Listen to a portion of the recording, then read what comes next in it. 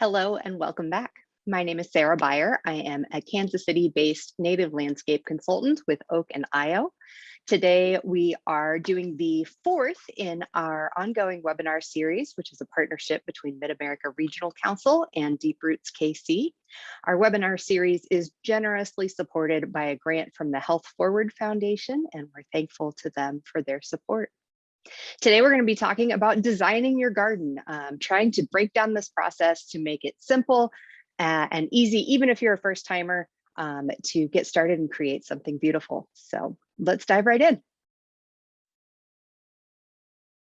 As we have before, we'll be dividing our time today into three sections. First, we'll talk about selecting your native plants and creating a plant palette.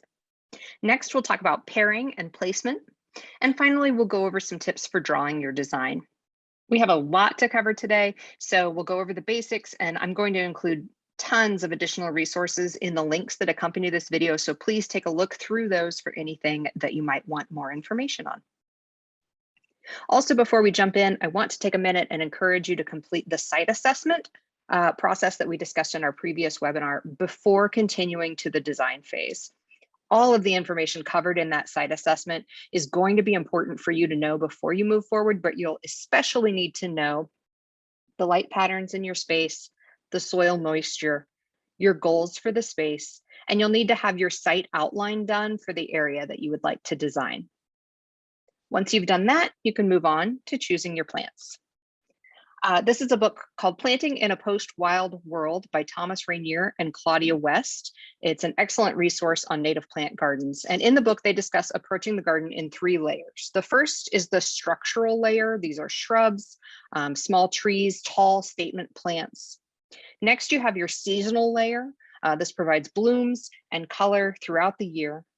And finally, the ground cover layer, which is also referred to as green mulch, because living plants are serving the role that we sometimes use wood mulch for. They're using the space, they're filling in and around other plants, and they really mimic nature that way. If you look at the way plants grow in a healthy ecosystem, there aren't large spaces between them. All of the space is being used efficiently.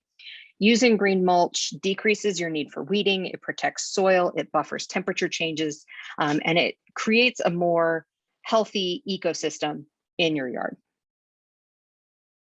So how do we know what plants are native? How do I know what's native to my area? So there are several resources to find plants. If you're in the Kansas City area, you can start with deeproots.org to find lots of different resources and database links to be able to search plants that are native to your area. Your state's Native Plant Society, both Kansas and Missouri have active native plant societies, and most of the other continental states do too. So if you just type in your state and look for Native Plant Society, you may find a website that has lots of information you can use. There are several regional and national databases that you can use as well. Audubon's Native Plant Database is a great place to start, specifically looking for native plants that help support birds. Your local native plant nursery may be a great resource for you, especially if their website will allow you to filter your search by sun and shade and moisture. If you live in the Kansas City area, these are your local friendly folks here. You can also check out books of plants that are native to your state or your area. One other resource I want to talk about is bonap.org. That's the Biota of North America program. This is not necessarily a place to find plants that are native to your area, but if you come across a plant and you're not sure if it's native or not, this is a great place to check that out. So I'll explain just a little bit about how to use it. So you can go to bonap.org and kind of start there. I often just Google bonap plus the Latin name or the genus of the plant. So if I want to know if this wild sweet William Phlox divaricata is native to my county or to my state, I would actually usually just type bonap phlox, and that gives me the page that has all of the phlox species on it. They're in alphabetical order, as you can see. So once we find the plant that we specifically are concerned with and click into there, then we get this map, which gives us more detail.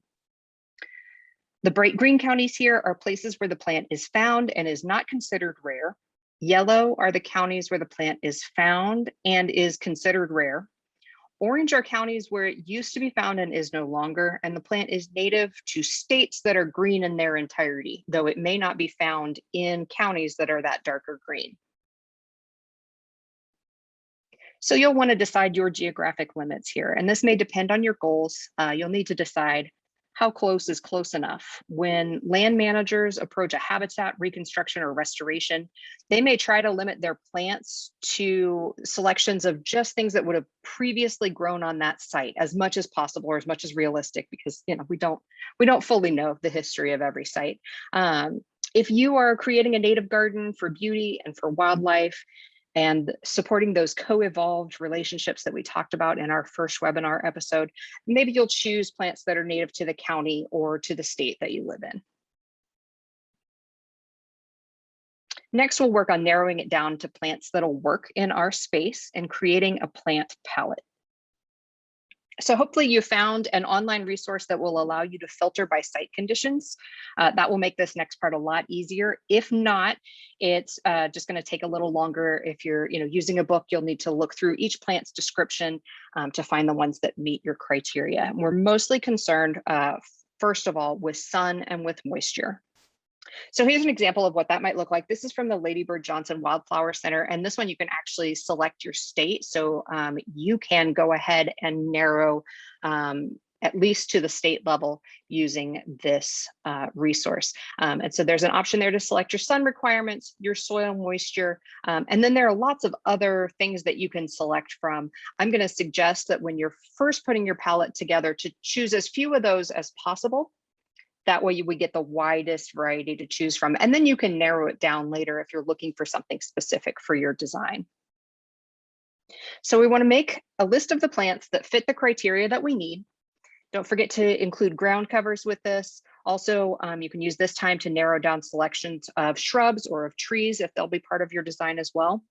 And put all of the plants into a table. You can do this handwritten, you can do it on a spreadsheet. And here are the things that you need to make note of. The common name. Definitely want to get the Latin, the scientific name of the species as well.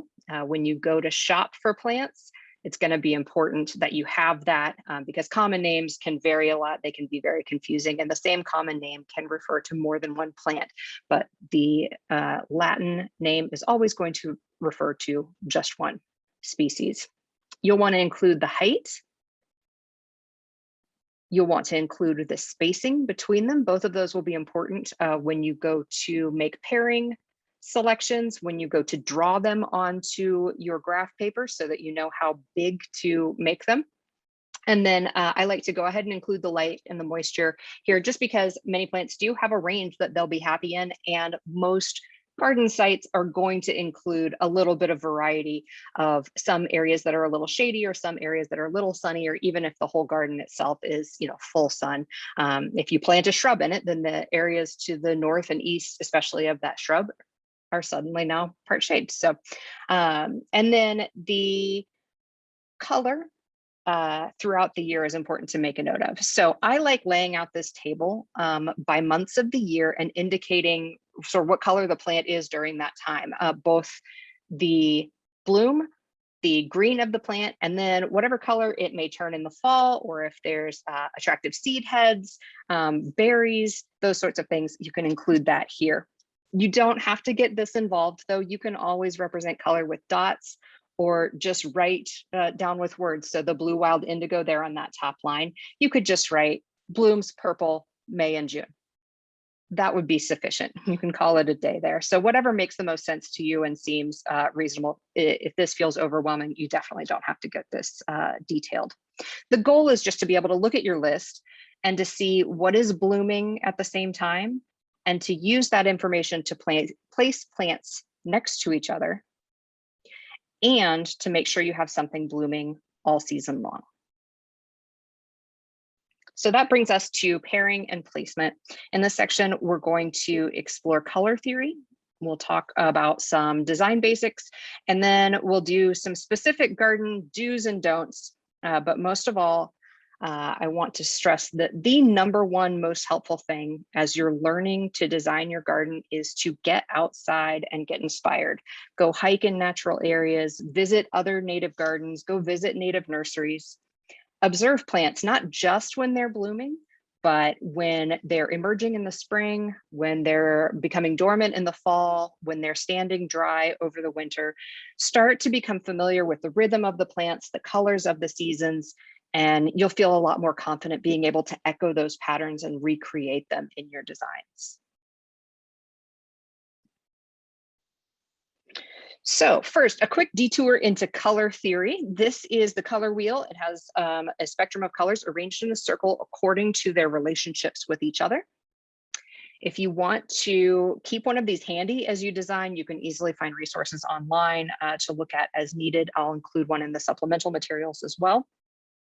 And we can apply some color theory in the garden, which can be helpful if you get stuck and aren't sure what plants might look good together. So as you're looking at what's blooming at the same time and trying to decide which plants to place near each other, you want to consider some of these maybe. Also consider heights, consider growth habits, and we'll talk more about that in a minute as well.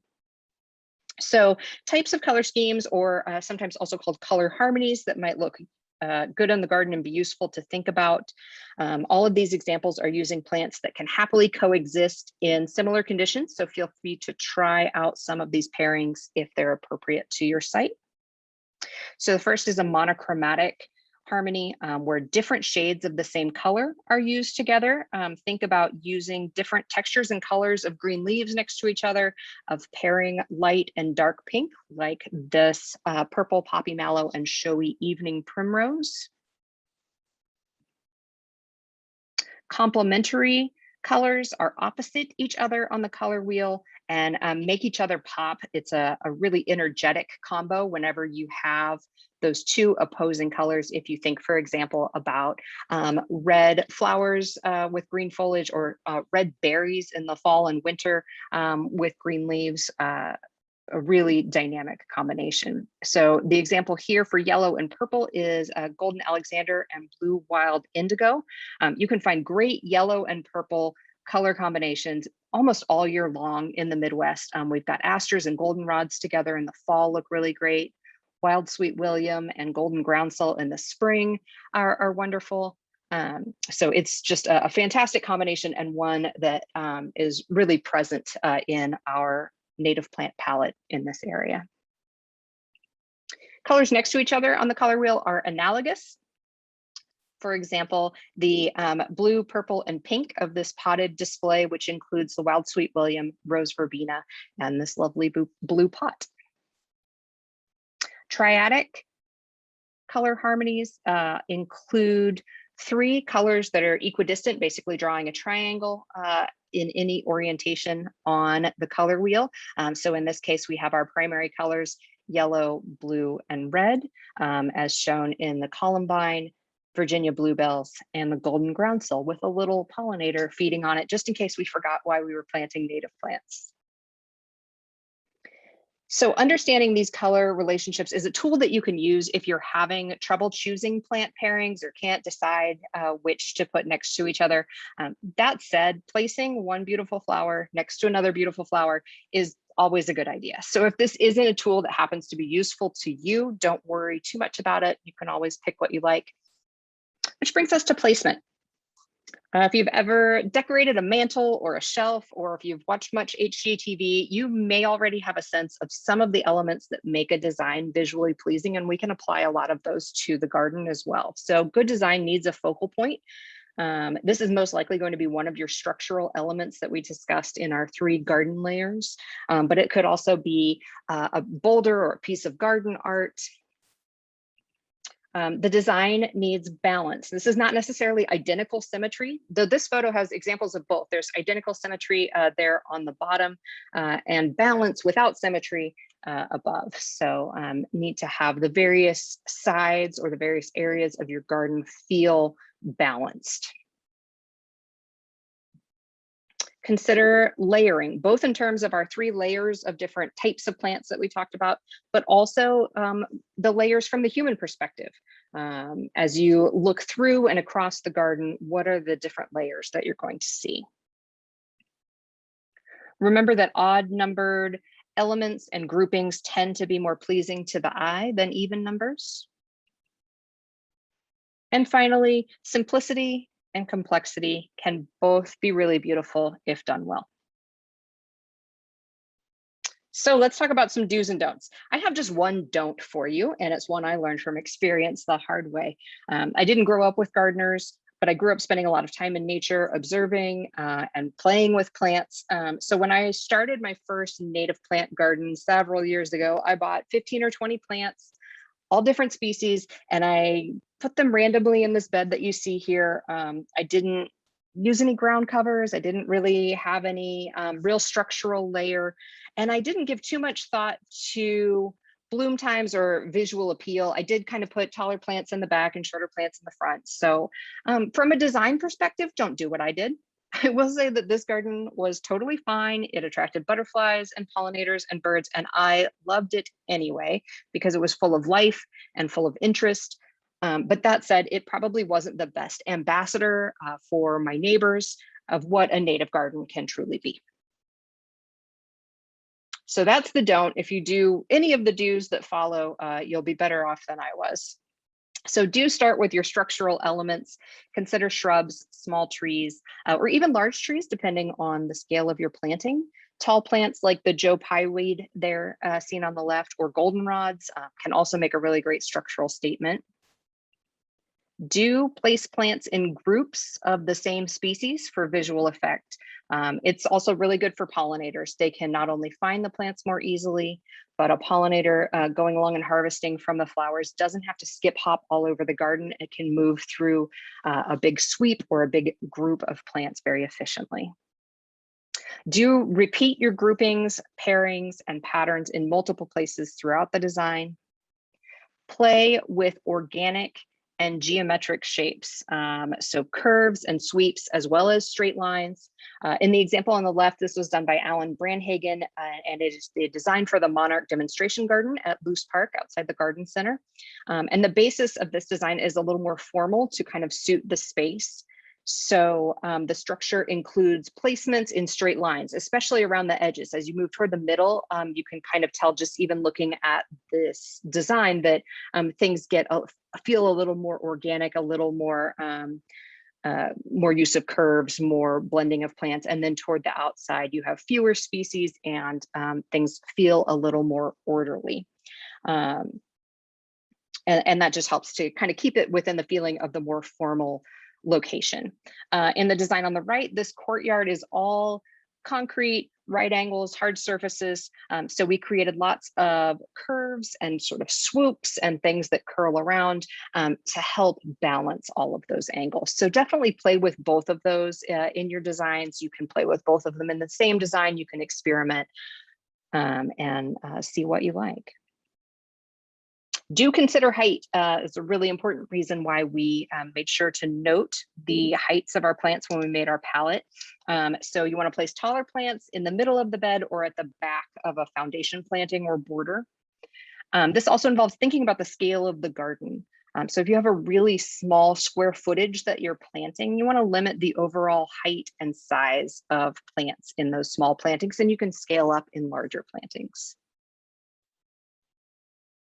Do pair plants with similar habits together. So place tall and aggressive plants together and kind of let them duke it out rather than letting them run over more delicate, less aggressive species. This is an aster and a goldenrod. Both of them tend to be boisterous and enthusiastic. I believe that this is aromatic aster and stiff goldenrod. And they're an excellent pairing. They they're both on the taller side. They both help hold each other up. Neither one is going to be overwhelmed by the aggressiveness of the other. And so they help to balance each other and really mimic nature. This is what plants do in nature, right? Likewise, we want to place shorter, less enthusiastic species together too, so that nobody's getting overrun. Do include ground covers and green mulch, and it's important to know how they'll behave. So some are clumpers, some are spreaders, and if you're using a clumper like the sedges in this photo, they need to be placed more precisely to ensure coverage. So you may even want to start your design by laying out this grid of the clumper green mulch. If you are using spreaders like the golden groundsel shown in this picture, you can sprinkle those in a little bit more randomly or organically feeling, and just have an eye to how they will spread in the future.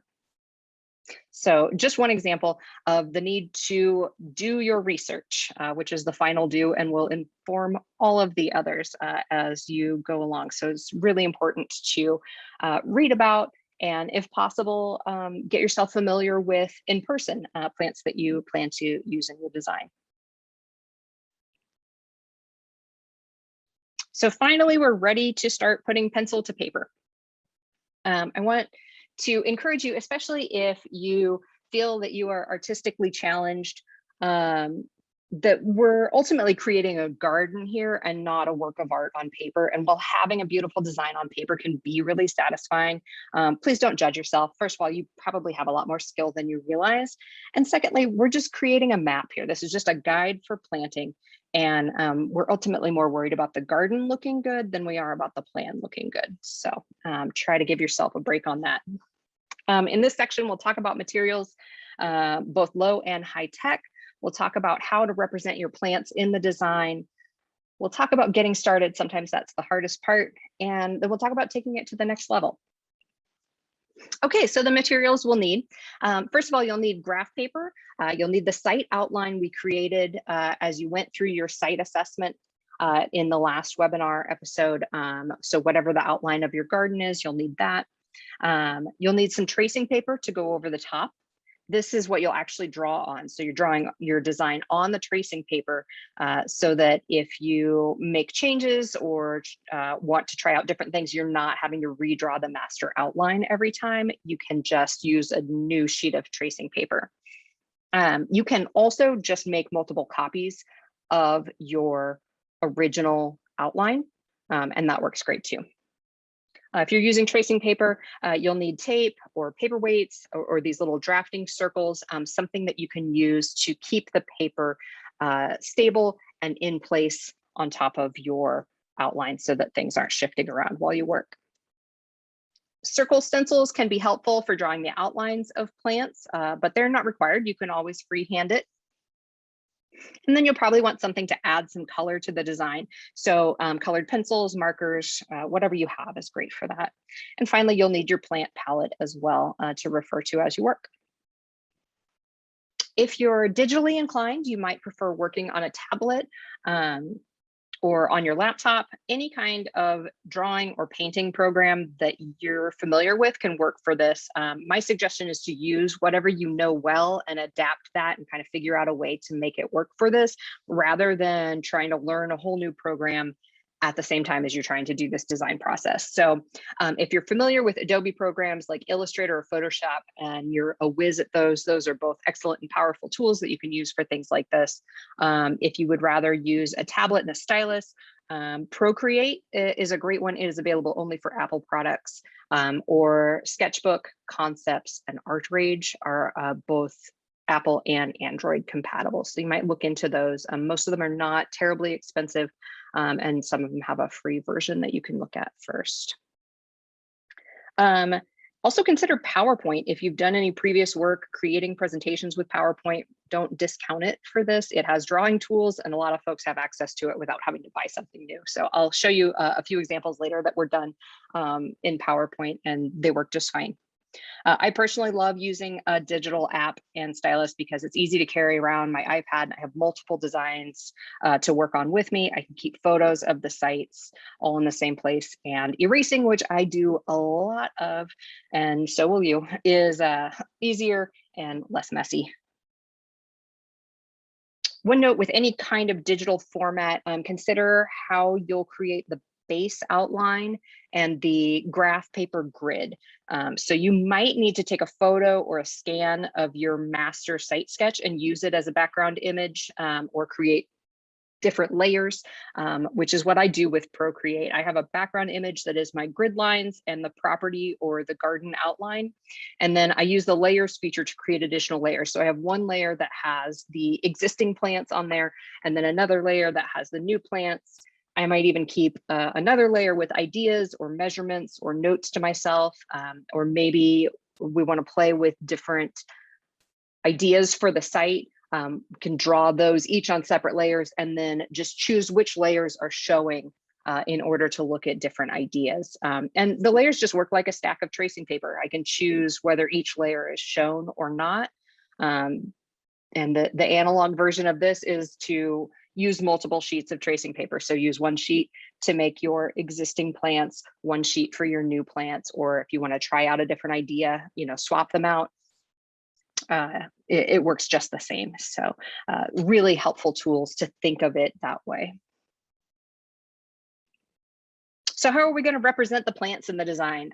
You can do this any way you want that makes sense to you. So there's lots of different examples here on this page. You can use different symbols for the different plants. You can make them all circles.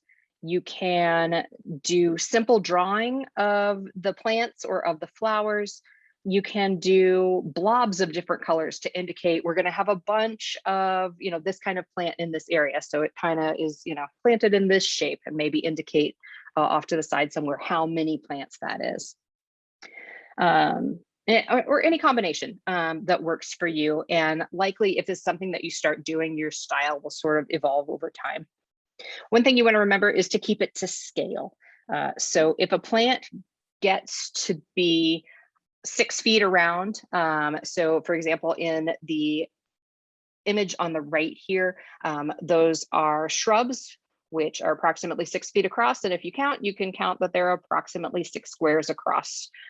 So you want to make sure that you keep those proportional. And then the little blue Virginia bluebells, those little circles in that same image, are just about a foot or so across. So keeping things to scale as you draw them. So even if I were to draw little bluebells in there, I want to keep those roughly to scale so that I know where to plant them and I have a good idea of how much space they take up in the design.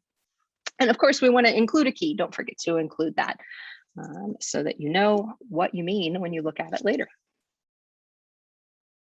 Okay, so let's talk about where to get started. There is nothing more intimidating sometimes than a blank sheet of paper. So here are a few places that you can try out to start and see what works for you. So definitely if you have plants that you are keeping that are in the space, draw those existing plants first. They're there, they're not going anywhere. Let's plop them in and then see if that sort of informs what we might like to have next to those plants. If you truly have a blank slate, no plants that are staying, start with that structural layer, the shrubs or tree placement, structural non-woody plants, and you can kind of build out from there in layers. This might also be the same thing as placing a focal point and work from there, but you might also have a different focal point that isn't a plant. You might have a boulder or a piece of art or a fountain in the garden. And so you can kind of work around that. What do you want to see right next to that? What's going to complement it? And go from there. So in the example on the right here, the front of the courtyard has a curved wrought iron fence that really sort of creates this place where it wants some drama. So we've got a shrub there, small tree, large shrub there that once you have that place, then you can think about what you want to go around that. So that may be a place to start. Go back to the questions that you answered as you did your site assessment is a great place to start as well. So what do you want to see out the window, or what do you want to be able to look on from your favorite chair on the porch? What do you want to smell as you walk by? So choose something that's informed by those questions and place it, and then go from there. You can just pick one plant and find a spot for it, and then look for a companion. So find something else from your plant palette that is blooming at the same time to pair it with. You might consider the color schemes that we talked about earlier. Pay attention to height differences and growth habits. If you're pairing two plants because you want to see the blooms together, but one plant is 10 inches tall and the other plant is 3 feet tall, you might not get the effect that you want if those blooms aren't going to really be near each other. Or maybe that is the effect you're after. There's really no wrong way to experiment here. So when in doubt, just start. Just put something down, pick a plant, and get started. You can always start over as many times as you need to. Just remember to protect that master sketch, because it's really frustrating if you have to draw that over again. So once you're comfortable with your process and you're pretty happy with your design, you might consider some additional ways to visualize your garden, both in time and in space. So the first one is to visualize some seasonal variations where you draw the design multiple times or draw it once and make copies is the easier way to do that. So you're going to make one for spring, one for summer, and one for fall. If you do it with a black and white base image, then you can just draw over the top of it with colored pencils.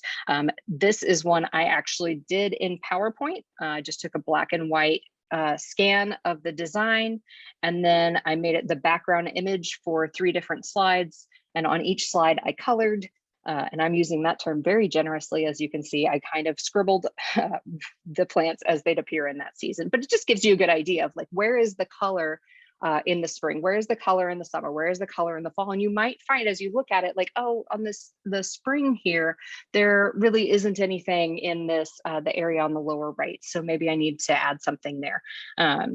Just a great way to think about how the garden is going to look as the year progresses. So you can also do the same thing with tracing paper, or just by making multiple copies of your finished design and using pencils. You might also want to look at perspective drawing and try your hand at this. So far we've only been looking at the garden design from directly above, and kind of visualizing it with our circles or our little plant drawings or however we've done it. But the more experienced you get at design, the more you'll kind of be able to see in your mind's eye the 3-dimensional picture that you're building.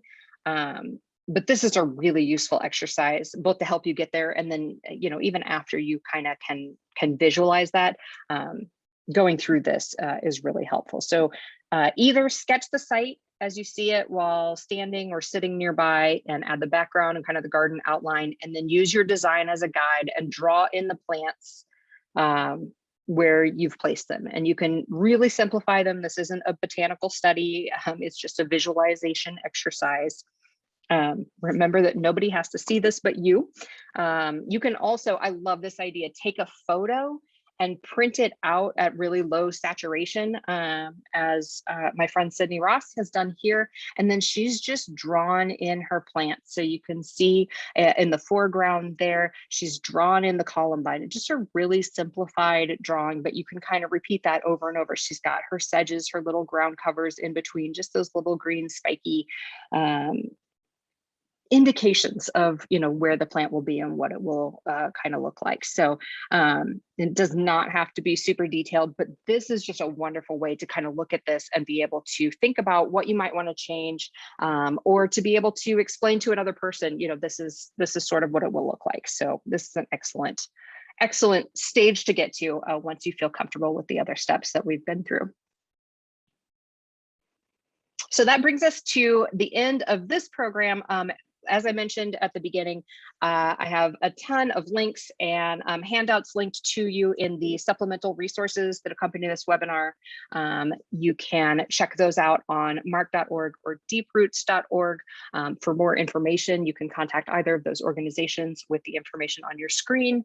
And for more on design from expert landscape designers, I encourage you to check out the Planet Native Conference. There's always wonderful opportunities to hear people speak that you may not often get to learn from. So definitely consider that part of your continued education on native garden design.